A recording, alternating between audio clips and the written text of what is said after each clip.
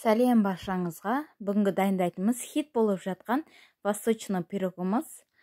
Егер сіздерге ұнаса, тіркеліп, лайк басуды да ұмытпаңыздар.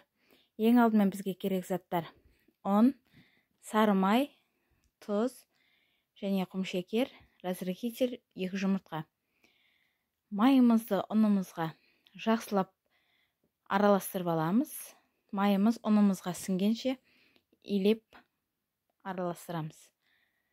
Майымызға сіңіп болған соң, құмшекерімізді, тұзымызды салып, разрыхителімізді салып араластырамыз. Құмшекер мен ұн біркелкі болып араластырып, үстіне 2 жұмыртқамызды салып, теста илейміз, қамыр қылып. Қамыр қылып илеп болған соң, 5-10 минутқа қойып қоямыз тоңазытқышқа. Тоңазытқыштан алып, арнайы табаларымызға саламыз. Менде 240 размерлі табаға осылай жайып алдым қолымыздың көмегімен. Сіздер қандай табаға салсаңыздар да өздеріңіз білесіздер.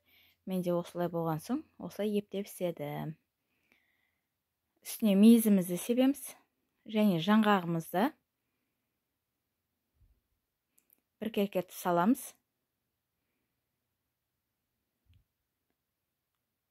Барлығын салып болған соң, үстіне сгущенкамызды құямыз. Сгущенкада біркелкі болу керек. Барлық жеріне құйылып, лопатканың көмегімен жайып аламын. Бәрін бірдей етіп.